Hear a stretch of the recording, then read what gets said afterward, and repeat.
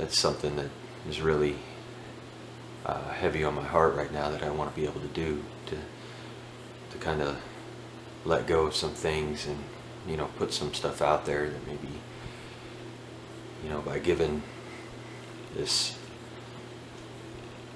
testimony, if you will, that you know, maybe it'll help me and maybe help somebody else. That being said, one of the first things I'd like to talk about is my relationship with my parents. I've read a lot and heard a lot from different speakers that parents are only as good as the tools that they're given. And if that holds true in my parents' case, then I feel really, really sad for them and the upbringing that they had, because I grew up in a house where emotion was not a part of your life. Growing up in a military, religious household,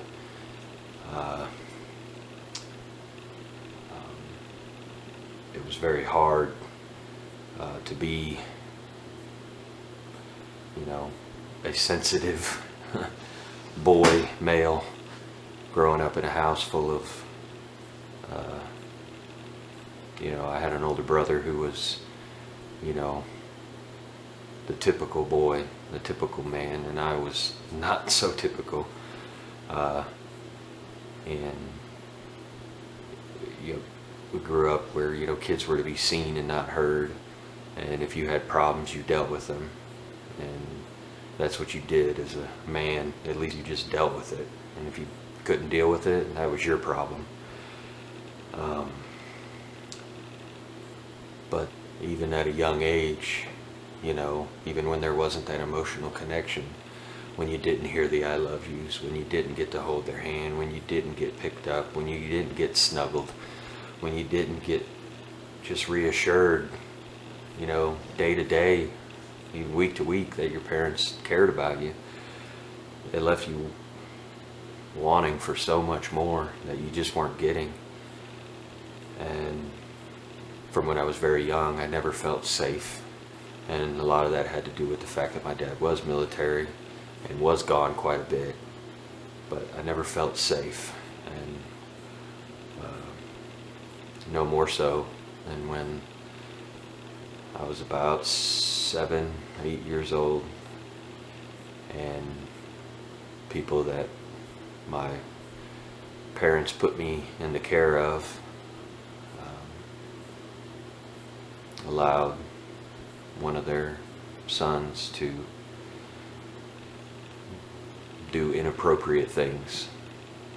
And growing up in a house where you didn't talk about things, I had no choice but to keep it to myself. And to this day, I have no doubt that my parents probably did not know that it ever happened. And I really held it against them for a long, long time, because the two people that were put here on this earth to protect me didn't.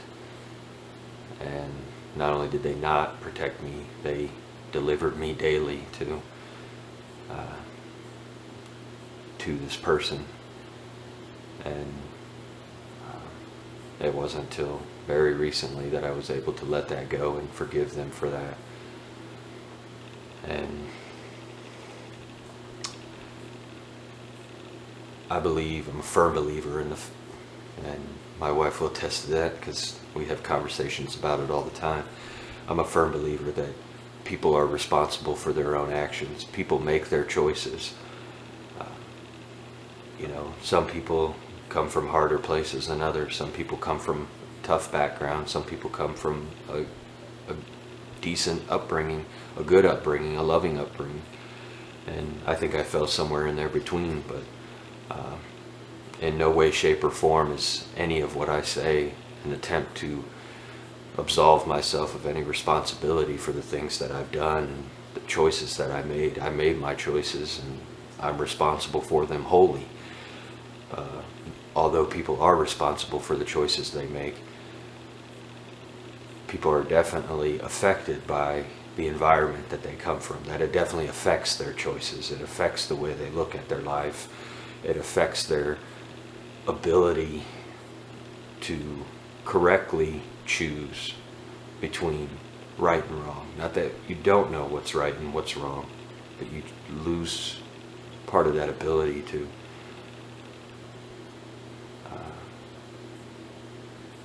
process that information in a proper manner. And I made some bad choices.